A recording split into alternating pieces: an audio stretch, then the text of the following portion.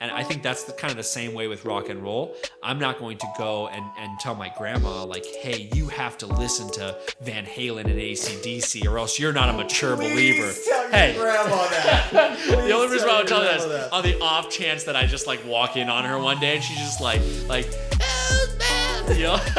But Welcome to Biblical Lenses, a podcast that explores the how and why of living as a Christian in a pop culture world. Movies, art, people, everything is up for debate, and nothing is held back. In each episode, we explore a topic through conversation, banter, and the Bible to try to get to the truth of the matter. We're not pastors or scholars. We're just regular Christians. Trying to understand the world through the lenses of the Bible. In this episode, we're talking about rock and roll music. Was it unbiblical for Elvis to shake his hips? And what do we do about Marilyn Manson, Slayer, and Ozzy Osbourne? We're going to be talking about all of that and more in this episode. Stay tuned. one of my good friends in Indiana, actually my youth pastor, was also our worship pastor. We were part of a small church, and so kind of the youth pastor was also the worship pastor, was also the associate pastor, like also the prison ministry. Exactly, yep. Many different hats. Well, not prison ministry, because in Indiana it's like you no don't prison. really no prison. You Nobody goes to prison in Indiana. You know, well, you do. Morally but upright citizens. It's in more Indiana? jail. You like the people in our town. We were in a small little farming community, so it's just like the you just go drunk to jail. Exactly. Gotcha. Like Okay. there wasn't a lot of that kind of crazy crime, but anyways, like he had many hats, but he was a talented worship pastor. And one time he was playing a set, and all of a sudden, like this older lady at the end of the church service came up to him, and she was like 75. And she came up and, you know, just a normal, like what we would think of as a normal church service, drums, guitar, piano. And she came up to him and she was like, sir, like, I just want to let you know, like, I believe it's my calling to tell you that like drums in the church service is actually like worshiping the devil. Like the drums are a devil's like instrument, and he uses them to, you know, promote his, and it was just like, and he looked at her with like the most love that he could have in his heart. And he was like, I'm sorry to tell you, but it's not. Like, if you can show me a verse in the Bible where it says like drums are the devil's like instrument, he's like, I'll stop right now. But he's like, you can't. And she walked away, just, you know, but it's just, that was kind of, for me in my mind, it was like, thinking about this episode, you know, is there a line that we have to draw as Christians in music that we listen to? Right. Or is it kind of like, hey, it's kind of a free-for-all kind of thing? Right. So, yeah. I mean, does every young Christian need to throw their CDs at some point into the fire after a youth camp and listen to them hiss and have some well-meaning youth leader or parent say, do you hear the hiss? Yeah. That's the sound of Satan, of sin being squashed in your life, when what's actually happening is just the CDs collapsing upon themselves. What I want to know is it more of a sin to destroy the CDs and watch the toxic gases float up into our atmosphere and destroy our atmosphere? Be. Yeah. Or is it more important to destroy the CDs? Like, that might be us being bad stewards, burning CDs. That's what I want. Like, God's just watching us like burn CDs and just burn old tires. And he's just like, what are you doing? Come on. That's not the sweet aroma I asked you to send up my way. Because I've been a part of bonfires where kids have literally taken entire Xbox collections and just thrown the plastic in the fire, and I'm just like, what are you doing? How many non-Christian friends of Christian kids scored huge when they came home from a youth camp and they were like, I gotta get rid of all my CDs, all my movies, all my video games, and their non-Christian friends were like, I am right here. Yeah. I am ready and waiting. Yeah. I love it when you go to camp. Yeah. The problem is like, I never, personally with video games, I never had a problem. And so my friends would be like, I need you to destroy these. And I'm like, I'll take them. And they're like, no, because they're going to burden you with just the same sin. And I'm like, I promise you, they will not. I will take them from you. I will play them responsibly and put them away. But, I mean, it's an addiction, just like anything else. So you got the old lady that comes and says that drums are the devil's music. And that could be very much like a cultural thing, right? Like it could come from like a time when all churches played organ music. Mm-hmm. And anything other than that was, I mean, there was plenty of pastors in the 30s, 40s, 50s, like as music started. Because you got to understand, like music for a long time in history had been very singular. Like there was a few forms of music, like European music, or like so on and so forth, that we would call like whatever mainstream, like, and evangelical, like church going people would listen to. And then it started to part a little bit. There were some acceptable things. Like all of a sudden it became big band, maybe a little bit, and maybe a little bit of jazz, but still like a lot of the same stuff. Yeah. And then that's so different from now, where like you log on to Spotify and there's a Discover tab and there's stuff you've never heard of. Yeah. There is techno salsa rap Yeah. like waiting for you. Yeah. And it's just, there's so many just subgenres and subgenres. Yeah. So anyways, the 75-year-old Karen, right, comes from a space where we just love saying Karen. It's Karen. The 75-year-old Karen comes from a space where organ music was it, right? Yeah. And she came from an era maybe where like that's what she knew. Anything other than that was worldly music. And to introduce it into the church felt weird and wrong. Yeah. And like you said, like, where is that in the Bible? Yeah. Right? Like that's what we always have to go back to. Like, where is that in the Bible? Yeah. But like, what do we, like, let's talk about that for a little bit. Like that old thing of like, this is the devil's music. Like when we say that, like, what are the examples that pop to mind? Well, I mean, like Running with the Devil, like Hell's Bells is one of them that I always think of. Oh, AC/DC, especially like with their cover of, what was he doing? Was he holding up horns behind his head? Yes. Or was it just the like song Highway to Hell? Oh man! I mean, when you say hell in a song, it's pretty. I couldn't listen to Highway to Hell until I was 18 years old. Not allowed to? I was not allowed to. Okay. If I was heard listening to anything AC/DC, when I was actually able to buy my first I loved AC/DC as a kid. Right. I was only able to buy my first AC/DC cassettes when I was 19 years old, and I was garage sailing with my mom. Yep. And I found like there was like 5 of them, and I was like buying all of them. My mom was like, "I don't agree with it, but you're old enough to do it." You know, I also like not. We can even like talk specifically about the bands that mentioned hell or demonic things. Yeah. Like Iron Maiden had like a lot of demonic imagery in their music. Yeah, right? of course. There's a lot of stuff like that. But then you can even go like other stuff that would be considered inappropriate to like Christians, which would be things that didn't talk about demonic things, but like you got like Motley. I remember I heard the Motley Crue song "Girls, Girls, Girls," right, and I was like. It just had a great, I was like 13 or 14, had a great kind of like chorus. It was super catchy. And I was like, this is cool, you know? And then I saw a music video and it was basically a softcore porn. Yeah. Right. And I was just like, whoa. Yeah. Like, okay, so this is definitely not demonic, but it could definitely be seen as worldly. Yeah. And so I could see the Karens of the world like bucking against. Well, and that's where I think like there is kind of a dichotomy there. It's like, what do you label as demonic? Because what one person would label as demonic, another person would label as worldly, and that's probably a tangent that we can't really get off into. But it's like I think that there are a lot of people that are just like, I mean, even when you read like C.S. Lewis's like Screw Tape Letters, sure, you know, in that he mentions how easy it is to deceive humans into thinking that it's, you know, one thing when in reality it's the plan of you know, of this demon all along to get this person to kind of walk into temptation, where it's like, yeah, like the Karens out there, or I mean, even as much as I love my mom, like my mom was very much like,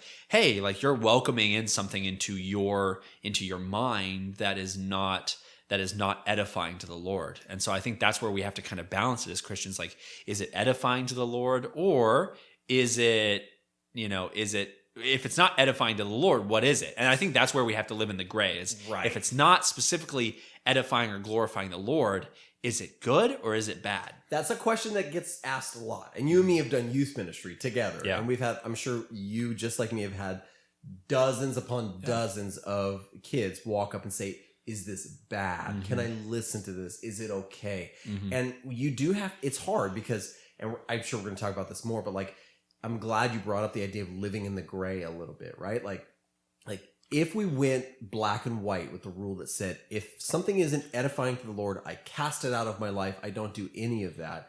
It would be very easy to get very carried away very, very quickly. Yeah. Right? Like, well, like what, like I have a job that is like, I design websites. Like, is that edifying to the Lord? Doesn't feel like it. Like I made a website for like a VR cafe. Yeah. That's not edifying to the Lord. Yeah. Like they're not believers. I shouldn't have made a website for them. Like, or I go to this place with friends who aren't believers. Like, is that edifying? Oh my gosh. It's like, Well, it creates a very pharisaical. Is it pharisaical? Pharisaical. Pharisaical. Very believe if you're going to go, you're Pharisaic. Pharisaical. Essentially, it creates Pharisees out of Right. you when you have to start like dotting and crossing every I and T of every little action that you make in life.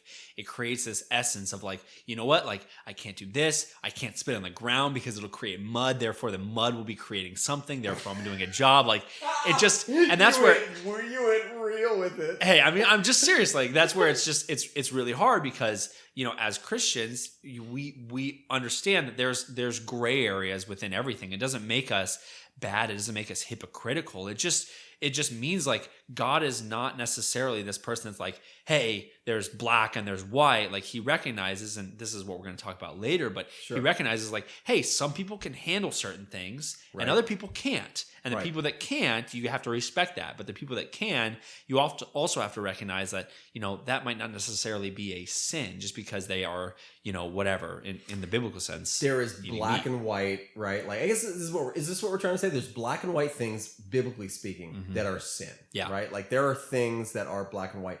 There are also things that you're able to do that maybe I'm not able to do that are like God would personally like speak to you and say, you shouldn't do that. You can't handle that. Yeah. And that, you know, we can get into it more later, but like, does that starts becoming like a maturity thing? That starts becoming what are my life experiences? What can I handle? Yeah. Like, for instance, this is going to go super off topic, out of rock and roll, but like, I forget what the guy's name is, but he runs XXX Ministries. Yeah. Do you know that guy? Yeah. Okay. So his whole idea is like to minister to people in the pornography industry, specifically to the men and women who are in the pornography industry, and tell them that Jesus loves them, that there's a better life for them. So he, with his wife and a whole crew of people, have to go to pornography conventions.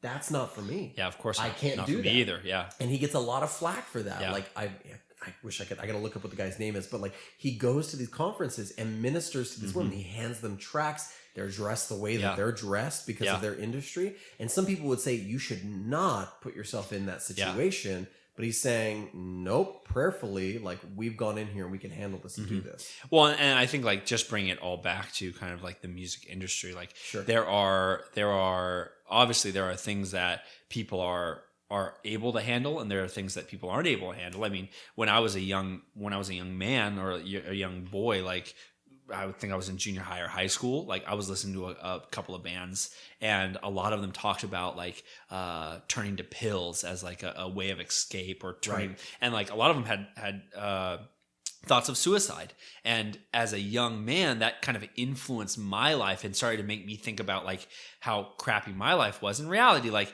I had two parents that loved me. Like, we were financially stable. Like, we were actually, my parents were missionaries in Hawaii. Like, you're not going to get much better of a life than that. But for some reason, I just convinced myself that my life sucked, and the only way was to think about pills or to kill myself. Right. And I had to realize that was a bad thought, and I essentially like realized like it was coming from this music that I was listening to, and I had to cut it out of my life. Let's dig in on that a little bit. That's an interesting idea, because especially like, you know, we were talking earlier about like working with youth kids. Like, at some point we were kids, like we were younger. And children are more impressionable, we would like to think, at least, than adults. There's still a lot of adults that are still very impressionable, of course, that don't know who they are. But as kids, we are very, very impressionable. And I can say that I kind of like, I'm on board with you, because as a kid, I didn't know the Lord. Yeah. And I was like, you know, I had a different situation. I had a single mom. You know, we didn't have a lot of money. I bought, when I was at the mall, somebody came up to me and said, hey man, I want to buy some CDs. Obviously stolen CDs. Of course. Obviously did not care. Were they in a trench coat? They weren't in a trench coat, because we're also not in the 1920s. Well. And he wasn't. Dang it. He also wasn't running caskets of boobs, Nolan. So, but he did come up and say, hey, I got some CDs, and they were obviously stolen, but he said, I'll give you 10 CDs for like $2. And I said, I'll take them. And I was with some friends, and they helped me pick out my first punk rock CDs. Wow, yeah. Like, and I didn't even know what they were, who they were, what the songs or the bands were, but I brought them home like paraphernalia. Yeah. And I hid them in my room, because I was just like, I don't know if these are right or wrong. And I listened to them headphones on, and they were talking about what punk rockers talk about. They were talking about getting messed up. They were talking about like revolting against who knows what. Mm-hmm. They're always angry at something. And as a young angsty teenager, I was like, I'm on board with this. Yeah. And what they're talking about to me is influential, like drugs and sex and alcohol abuse and being angry just for anger's sake. All that stuff soaked into me. It was like really easy. I was a sponge. But now, like, fast forward, because obviously I know your testimony, but a lot of people don't know like this part of you. But fast forward, what was it, like 5-10 years, maybe a little bit more, and you're playing in a punk rock band, touring the United States, and you're getting kind of like into all kinds of chaos. Oh, I was the worst. I was like the quintessential like little fish or in a big pond, thinking he was a big fish in a big pond. Yeah. Like, and just thought it was super cool using people. Like I toured like in bands, like on the road, and I was just like not a great person. Yeah. And to think that those things that I did at 24 or 23 were not like in direct correlation to the things that I took in at 14 would be stupid. Yeah. That would be a very, very ignorant, like to just like dismiss it even would be stupid, I think. Yeah. Well, and see, I think like that's, for me, that's where it's like my mom and dad were very like aware of what I was listening to. Even I think I tried to download, what was it? It's not rock and roll. It was 50 Cent's was it 50 Cent or was it Usher's? Yeah. It was Usher's Yeah song is what it was. Well, with here's Little the deal. John. Like, you said 50. It's not 50. Sorry, it's 50. I'm so sorry. Good night. Good. Look, because you know why? I had to delete the song right away, and I couldn't listen to rap for like the next 3 years. But essentially, what I'm trying to say. I'm sorry. I'm just having a mental picture of little Nolan listening to 50 in his Indiana bedroom. Man. Yeah. Oh. Hey, what's funny is I was like walking around and I could rap every part of that Little John song. And I was just going around. Anyways, my dad found out and he was like, yeah, you're deleting this right now. I was like, oh, I'm sorry. I was crying. Like, I'm sorry.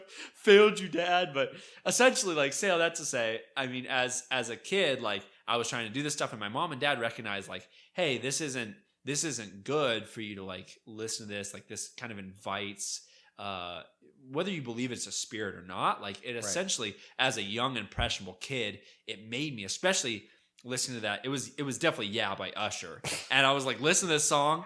And as a kid, I just imagined myself as a full-on playa with a bunch of like girls around me. Yeah, exactly, man. Like I was 12 years old, 13 years old, like listening to this song, and my mom and dad caught it soon enough. But it's like, I mean, really. And what I think you said about there are some adults that are still like that are still kind of caught in that. Sure. That, I mean, even coworkers that I have, they are very impressed. Like they are very impressed by music, or they're like music is a part of their life. And when they listen to it, and just music has a way of making us feel good, a way of making us feel better about ourselves. And I think it's good to note, like we were talking about before, is just that Satan was like the worship leader of heaven. Like, so a lot of watch out. Never trust a worship leader. But what's funny is like the Karens and the and the Stacys of the world would tell you like, hey, watch out, because Satan was the worship leader, and so he knows how to manipulate music to make you feel good or whatever. So with that being said, what do we say? Like, okay, you have like the old like added at like the old idea of like, oh, like anything else besides this is the devil's music, like rock and roll, Iron, Led Zeppelin. Like you can't let your kids listen to Led Zeppelin. But then is it interesting that like those things become mild in comparison to what the next generation comes out with? Yeah. Like people said that Elvis and the way that he shook his hips and played his guitar was demonic. It was not right. It was not moral. Yeah. But now any parent that's my age would play their kids like, Elvis music and go, isn't this sweet? Yeah. It's sweet that he's like talking about being a hound dog, isn't it? Yeah. And the generations that came after introduced the Marilyn Mansons and the whatever that came, and we went, oh no, here it is again. Yeah. Right? Like, and it feels like the same thing, like cycling over and over and over. Well, I think a lot of it is just like cycles of, the progressive like ism of our Theism. culture, where it's like, you know, if it's one step above, you know, my generation, all of a sudden it becomes, Sure. you know, bad or evil, because it's just not what I grew up with. But, you know, my son Titus, like when he grows up, he's gonna be listening to stuff that I'm like, that's bad. But his kids, he's gonna be listening, you know, they're gonna be listening to something that might be far worse. My thing is like, is music one of those industries where it's like it just continues to progress from bad to worse, like where it's, you know, because we both know that Satan never takes you from A to Z. He takes you from A to B, B to C, C to D. You know, was Elvis shaking his hips, you know, step B, and now we're listening to Ariana Grande that's basically saying like, hey, you can, you know, do this, you can have sex with whoever, this and that, and it's fine. And our culture is just like, yeah, that's acceptable because we're already doing this. I mean, it's definitely, it's like a chicken or the egg argument. It's like, does music lead culture? Does music influence culture, or does culture influence the music? Yeah. I don't know. Like, it's hard to say. We'll never know. But what we do know is like, it has influenced the church a little bit, right? Like, so it has loosened up like the church just in general. It's 2019. Yeah. A lot of churches are a little bit more like relaxed, like casual, come as you are kind of churches. And when you walk in, there are drums and now we're even past the idea of like, oh, drums and guitars and bass, like, you know, bass guitars are like, okay now. But now they feel more like concerts, right? Yeah. Like, okay, now like the music is like super loud. There's smoke machines. Like, in a few more years, there's gonna be fireworks in every church. Of course. Ever. So it's just like it becomes now a performance, and that is that influenced by? Yeah, you know, I definitely think that Christian music does have to change throughout the time, because I mean, when you think about what we were singing, you know, 50 years ago versus like where we are now, I think you'd see a lot of older people, especially like one of my friends, he was a worship pastor at a church for a while, and they literally had the first service was just traditional hymns, because it was a service that was comprised of mainly 60 to 80-year-olds. Right. And then they had a second service that was contemporary, where they had drums, where they had, they had guitars. It's a thing. It's because one generation is still holding on to, you know, the fact that like, oh, well, you can only worship like this. And I think that as Christians, we need to be a little bit more dynamic with our ideology, where we go like, you know what? It might be like the Lord might be, you know, using this for his glory in this way. Like, believe it or not, the Lord might be using smoke machines and laser effects in worship, like for his glory. See, that's where like that's the hard thing that I have though, is like when I'm like being a 25-year-old like man, like watching like new technology come out and change my style of worship. I'm used to Michael W. Smith, man. Like I'm just used to pumping out like an 80s style mullet, like in front of a piano with like the wind blowing in my face. Like that's my kind of worship, that's right? The thing. Well, you know, so this, okay, let's segue into this, because like we're talking about like how the world has influenced the church, and then, but if you go back the other way, like the church is always meant to like influence the world, right? So there are like, and when I got saved, I came out of the world of like punk rock, heavy metal, like all that kind of stuff. I immediately started, like most people do when they get saved, they're looking for people like them. Like if you're a cowboy, you're looking for other Christian cowboys. Yeah. If you were into polka music, you're like, any other like believers here like polka? Because I dig polka. So it was the same thing for me, right? I'm like, is it okay, right? Because I identified really, really quickly that like, hey, Jesus is not of this world. Yeah. Like he is like wholly perfect and beautiful and wonderful. And that's not necessarily the lifestyle that I was living. Yeah. So is the lifestyle that I used to live no longer okay? Right? So I had to like really like spend a lot of time working on that. And part of that was looking for other people who were like me. Yeah. Is it okay to be a Christian punk rocker? And I asked these questions as I got saved at 24 years old. I'm like, can I listen? Because when I went into like worship, it was very slow. Yeah. Arms are raised, right? Like very serious. And I'm like, but like, I really like ska music, which is like really dancey and fun. Is it okay to dance? Just like to do Real Big Fish. Right? Like a little Real Big Fish, like a little bit of like two-tone ska, like a little bit of punk rock. Like, can I mosh still? Yeah. Is it weird to dance and mosh? Is it weird to like sing? Is it weird to like want to go to like shows anymore? Crowd surf, And crowd surf. Like, is that okay? Or is that like not okay?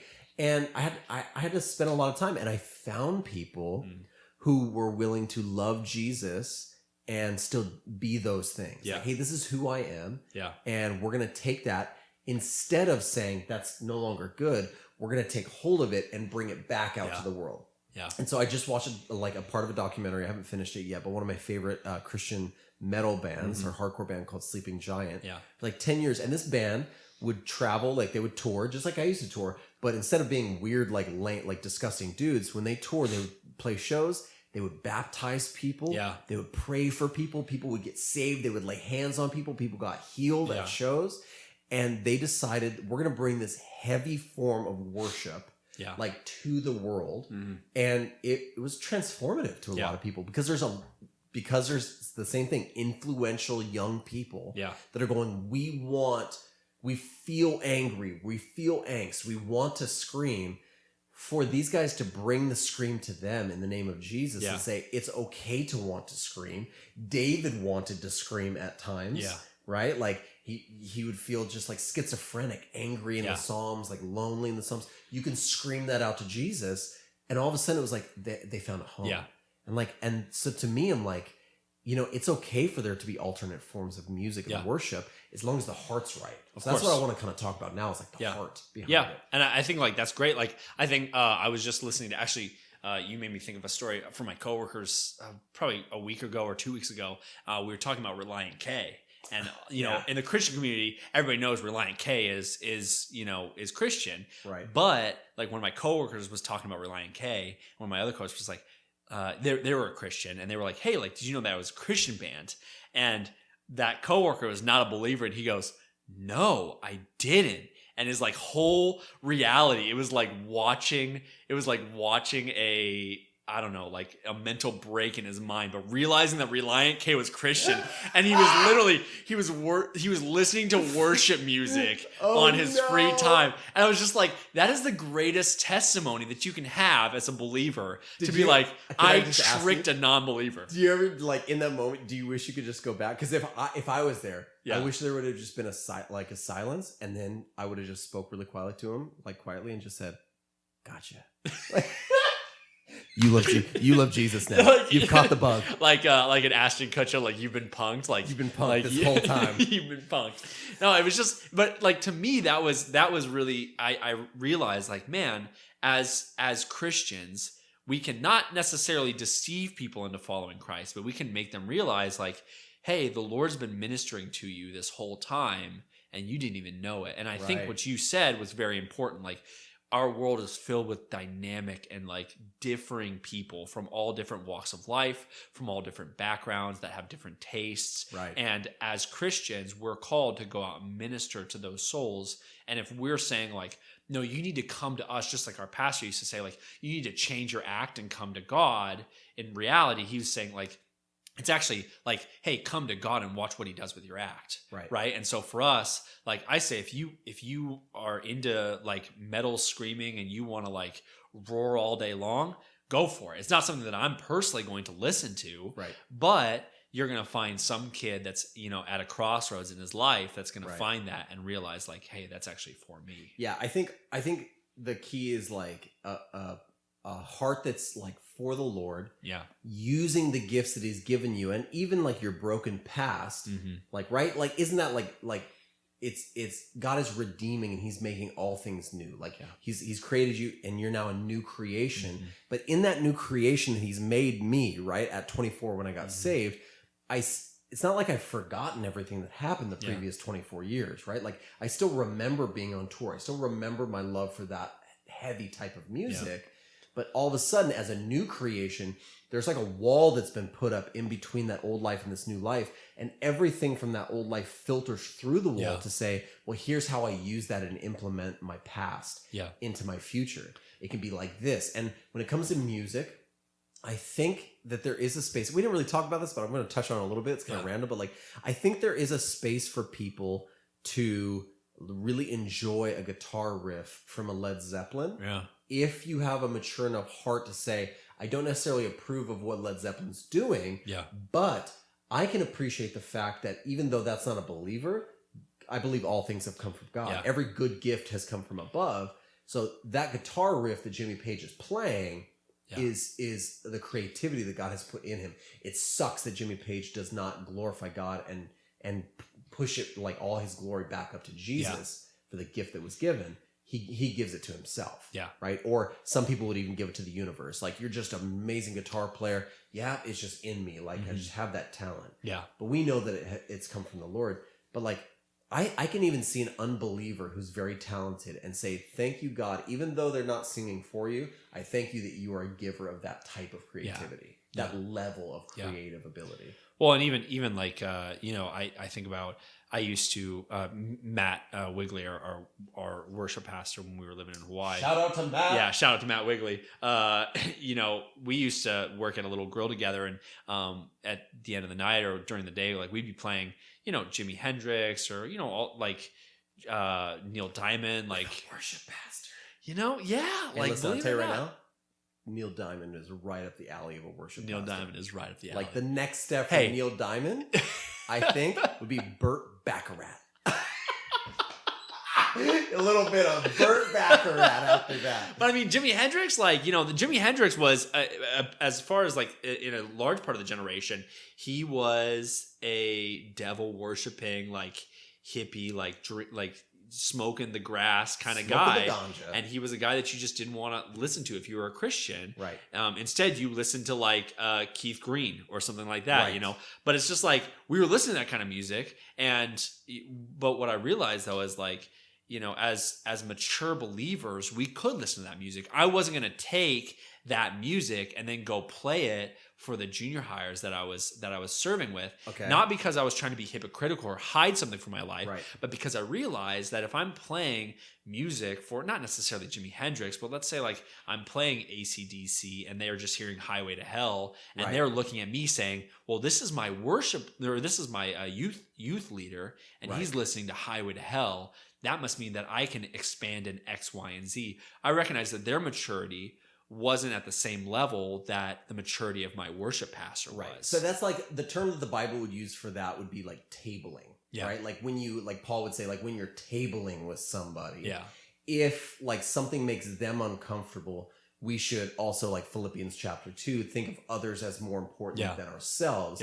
So therefore, if I'm around somebody who has a history or is like, okay, let's like keep it with music. If they're super influential, I'm not going to play things or recommend things that are super influential to them. Mm-hmm. I think that we have to be wise and discerning about who we're in context of, right? But if I'm in context of you, I can say, hey, Nolan, like I heard a really great song, like I love the melody of it or something. Or especially if I'm like in the presence of another musician, I can say, hey man, I heard this amazing riff. I don't love the band, what they stand for, but you got to hear this riff. Right? Like, it's just amazing. I wish I could have written something like that. I think that there's a discernment that takes place there, and it's okay. I think that's, like, you could apply that to anything. Like, is it okay for a Christian to have a glass of wine? Yes. Is it a little wonky to go to an alcoholic and say, hey, I know you struggle with this, but I'm a drink. I'm going to have my glass of wine. Well, and see, I think like you were talking about, like you just pulled that thought right out of my head, because I was going to say, I know of Christians that are alcoholics that I can't walk around and drink around, because all of a sudden they're going to say, well, I can use that justification to drink. Just in the same way, like you have to be very smart about if you are somebody that is heavily influenced by music and that is easy to follow the thoughts and the patterns of musicians and their songs. Right. You need to take a good look at that and say, like, I can't be around this stuff. Maybe it is good that I just listen to the Gaither vocal band for the rest of my life, because that's just, it's not like, I got a special place in my heart for the Gaither vocal band because my mom loves Bill Gaither and everything that he stands for. So I absolutely love him. But it's just like, to me, sometimes you just have to be okay, especially if you come out of that lifestyle and you're like, I cannot listen to this or else I will go to a place that I cannot be. You have to recognize, like, but I think like you said, though, because we live in such a dynamic society, there are many places that you can go to get the same thing. I mean, even within the rap culture nowadays, it's like you can listen to people like Andrew Mineo. Nobody calls it rap anymore. Nolan. Sorry about hip hop. Hip hop. Thank the you. hip hop culture. You can listen to Andy Mineo. You can listen to Lecrae. You can listen. I mean, all of these other artists. Just like okay, so let's talk about that for a second. Okay, because that just kind of spawns something. Like, is it okay to appreciate a riff or melody or chorus or something or a song without necessarily agreeing with the artist? I think you can. Yeah, is it okay? It's like in a similar way. Can you appreciate a piece of art without 100% getting on board with the character of the artist? I think you can. Yeah. It's the same way, right? But at what point, even me as a 34-year-old married man and father of 2, I like listening to NF. I like listening to Andy Mineo. I like, Mineo. That's how he likes to say it. Sorry. My bad, Andy. So I like listening to those. And when those playlists are done, secular hip hop will come on. Yeah. And within a few songs, I'm going, this makes me feel uncomfortable. Oh, really? Yes, because a lot of them start dipping into too worldly for me to handle, right? Yeah. They cease to be about like art or spoken word poetry, and they start to be about like pumping themselves up, glorifying themselves, foul language, foul living, getting chicks on the side. And I'm going, I don't agree with that. Yeah. Right. So like there is even times where like my quote unquote level of maturity, and I don't base maturity on like my age as much as my spiritual or my biblical maturity. Yeah. Like my level of biblical maturity can't handle that. Yeah. I'm going, nah, I can't, because that's still getting under my skin. Yeah. Right. So see, I think there's just differing levels of like how that affects people, because I can listen to, Biggie, like Tupac. I can listen to all those artists. You cannot listen to Biggie. I mean, I can, man. Hey, you didn't know I'm a straight gangster, brother. Okay, East Coast. Get it. The problem is like I can listen to him for a while, but after like and I'll be completely fine. Like it doesn't affect me in any way. But after a while, I just recognize like, I'm not getting the same edification out of this as I would be getting it from somewhere else. And so I just have to go straight to a worship set or straight to this and that. And like, it doesn't affect me at all. It's not like it's degrading my spirit or anything like that. I just recognize like, this is a fleeting moment. It's something that I'm just listening to, but I'm not getting any edification out of. I'm not getting filled up. I'm just kind of either, maintaining where I'm at. And then there's just a call within myself that I'm like, I gotta feel edified. I gotta feel filled up again, and so I'll just go and listen to a worship song. So, devil's advocate would say, like a reverse argument of that would say, well, why wouldn't you always want to be filling yourself up? What type of man would you be if you chose to fill yourself up constantly and focus on the things of the Lord?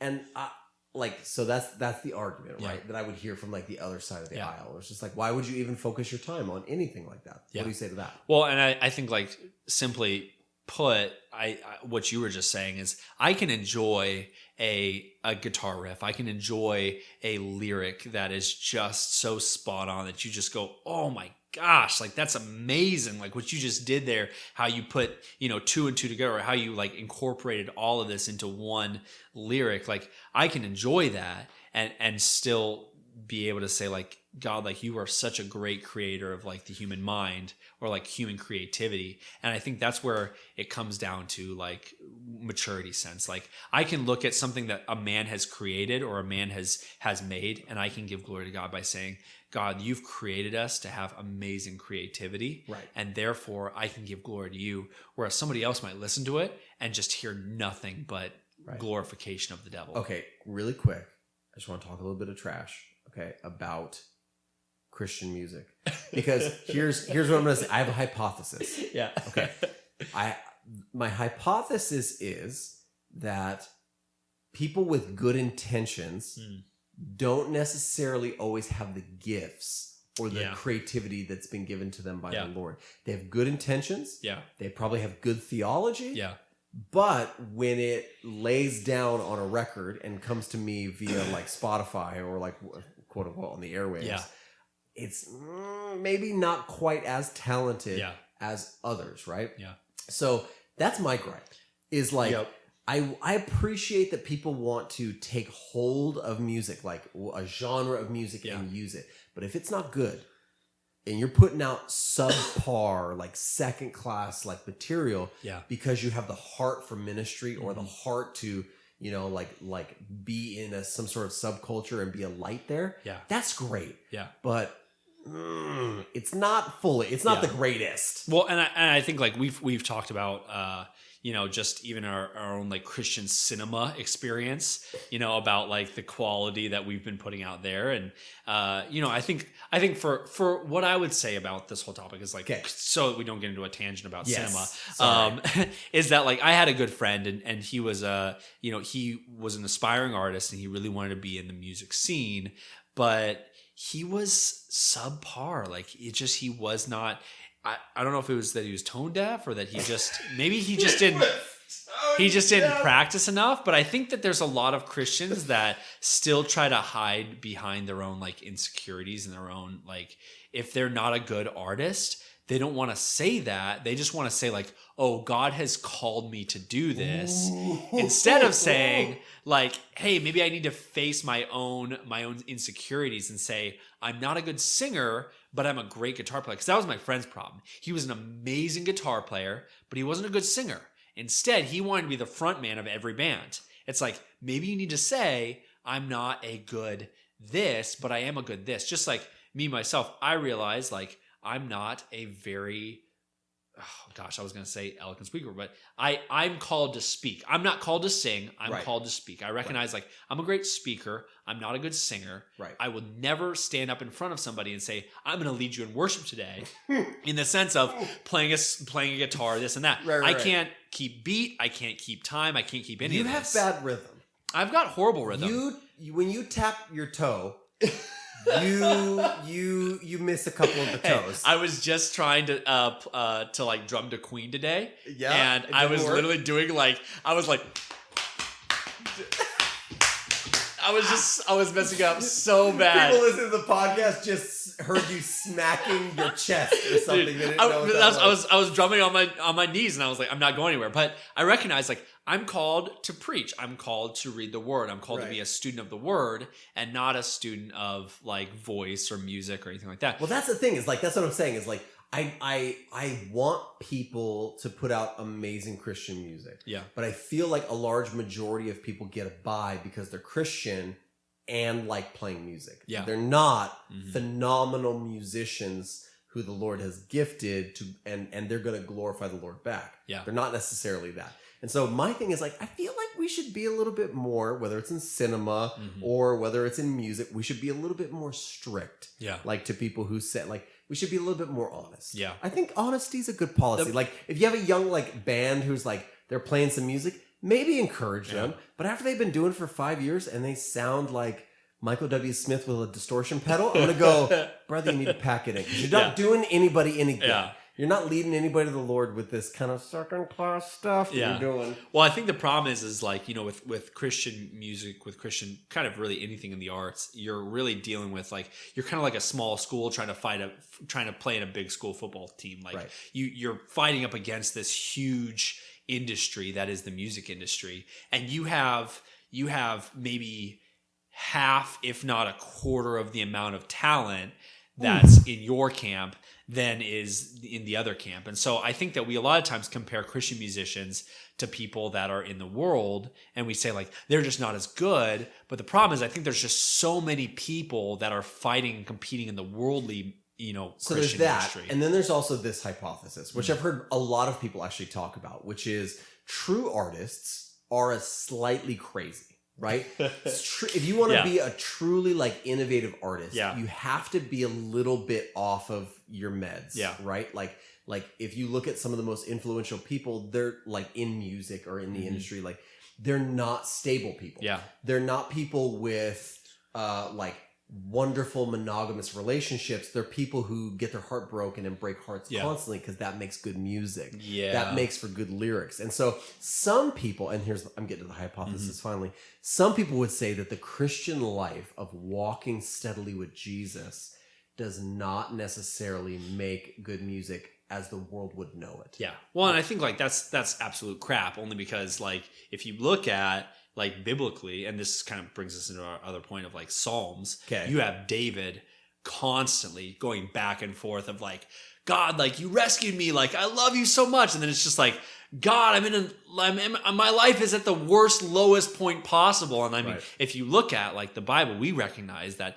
it is not a place for a weary heart. Like it is a place where you watch absolute mountaintop highs followed by valley lows within a couple of verses. And it's just like, I think that's a dichotomy shift that our culture has to go through to realize like Christians aren't sitting on the hill of 1,000, cows. And we're just like, oh, we're sitting pretty. Like we go through very difficult times. And I think the problem is, I think that a lot of times in our Christian culture, we've convinced people that as a Christian, you have to be okay. Right. You have to be okay at all times. You cannot show an ounce of struggle or an ounce of, hardship. And because that's why I don't like Christian radio. Yeah. That's why I don't like Christian radio, because Christian radio is all about I'm okay. Like an I'm uplifting happy, story. I'm glorifying the Lord. Everything's it's a lot of not to bleed over from our last episode, but it's like Teeth and Spice wrote every episode or every song on the, and I'm going, where are the Davidic Psalms of where is the book of Lamentations like in song? Like come on, man. Like that's the actual, that's not just the Christian life, that's life. Yeah. Right? And I feel like Christians feel like they have to put on a little bit of that front. Yeah. And so that's what bums me out and upsets me about that. And so like, okay, where do we got to wrap up the episode because we're at like 49 or 50 minutes. So where do we land on this whole rock and roll thing? Can we listen to rock and roll? Can we not listen to rock and roll? I think it all comes down to maturity. I mean, if you look into Romans 14 is just all talking about, for the mature man that is okay. In that chapter, it's talking about eating meat in the sense of like in cultural terms, the Jews and like recently converted Gentiles were having a problem because the Jews were saying, well, you can't eat meat that's sacrificed to idols, otherwise you're living in sin. But the Gentiles were saying like, well, I don't have a problem because I worship God and I don't care where this meat comes from because ultimately God blesses all things. And so when you look at Romans 14, you realize like Paul was really fighting with look, for the mature believer can eat meat because they're mature enough to say God blesses all things. But for the mature believer can't come in and say, well, you have to eat meat now because God said it's okay. Paul basically said, for the immature, you have to come in to their level and say like, hey, I understand where you're coming from. But for the mature believer, hey, meat's on the menu. Like, that's totally fine. And I think that's kind of the same way with rock and roll. I'm not going to go and tell my grandma, like, hey, you have to listen to Van Halen and AC/DC or else you're not a mature believer. Tell your grandma that. The only reason why I would tell her that is on the off chance that I just like walk in on her one day and she's just like, oh, man, but I think everything you're saying is true, but I think it has to be coupled with something like in Ephesians 4, like let no foul thing come out of your mouth, like which is basically the same thing we were talking about of like influence, right? Yeah.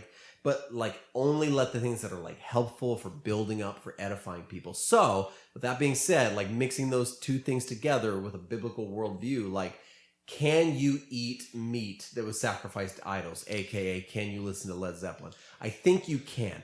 But if it influences you, right, and allows things to soak through you and then output, the things you input don't just stop at, oh, that's a cool melody or guitar riff, and actually start frustrating you, making you angry, bitter, resentful, the things that are the opposite of the fruit of the Spirit, then you realize that you're not mature enough to handle that. You need to shut that thing down. Yeah. And that's a gray area, but you have to play in that gray area to figure out where are you dark gray or you light gray, on that topic. So I think that's where I land. Yeah. I think that it like rock and roll can be okay. Yeah. But it's dependent on the person, the place that they're at in their life and their walk with Jesus. Yeah.